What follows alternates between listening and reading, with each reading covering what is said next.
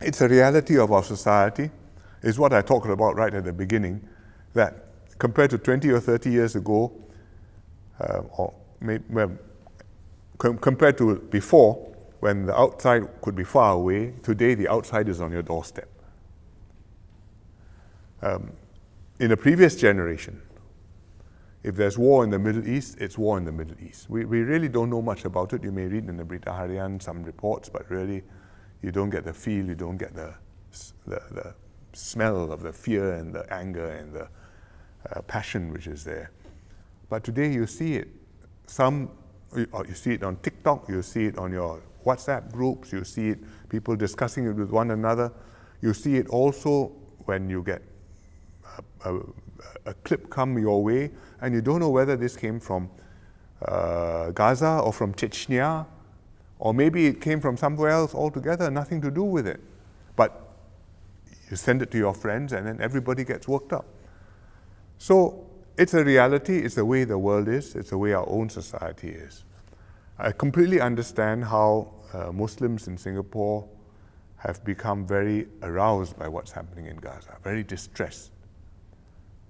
It's unconscionable, it's inhuman, it really, what can you do about that? And you feel for it because, first, you're a fellow human being like everybody else, but also there's a religious element to this feeling because the Palestinian-Israeli conflict is not about religion, but that religion is an element. I mean, you talk about Al-Aqsa Mosque, Jerusalem, and here there is a religious identification. So the Muslims feel much more strongly about this, generally speaking, than the non-Muslims in Singapore. I think others too, young Singaporeans, they are worked up, but I would say if you're a Muslim, that's an extra factor which makes sure you're very, very engaged.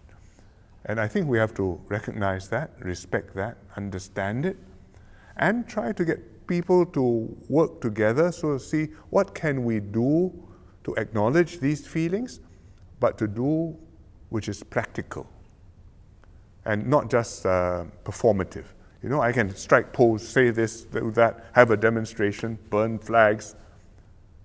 It's cathartic, but does it help people who desperately need help? What will help? You raise donations.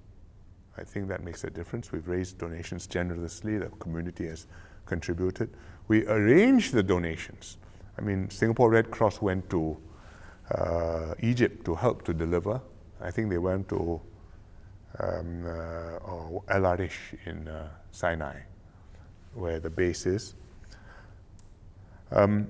We went further. We decided that we would make a donation. The government would donate. We would make another collection because there had been, or rather, the donations had been enough. We collected and purchased more appropriate food, medical necessities, and so on, and we delivered it to the Middle East and actually airdropped it on an RSAF C-130, flying from Jordan over Gaza, and we dropped the food and the parcels to the population there, and hopefully help them with their urgent needs, but also show that they got friends. So I think these are practical things you can do. To take a stand, to state what we approve of, disapprove of, we have to do that. So we have taken a stand first at the UN, where we voted for the ceasefire resolutions at the General Assembly repeatedly. Secondly, parliamentary statements and government statements, and make clear what we stand for, what we approve of, what we condemn. And we stand for peace in the Middle East. We stand for humane treatment. We condemn terrorist attacks, including October the 7th, which was unconscionable and abhorrent. We also do not approve of what has happened, and we reject the actions which are taking place in Gaza, the hardship and the misery and the destruction and the innocent deaths of so many people. women and children and old people from Israeli retaliation in Gaza. That the Israelis have to hit back, that they have to protect themselves and to hit at Hamas, I think they're entitled to do that. But the degree of damage and destruction and civilian casualties and collateral damage, I think that's, whatever the legalities from a humanitarian point of view, that must stop. And we've made that view quite clear, and I think that's the right thing for us to do. And I hope that Singaporeans, whether Muslim or non-Muslim, will understand that, and will also understand the need for us to stay together and to look at it as Singapore, as a national position which the government has to take, even though we will each have different personal attitudes. Which was the reason why MOE, Ministry of Education, embarked on the CCE class in schools to try and, not to educate people on the Middle East, that's too ambitious a project. It'll take you a master's course to understand that.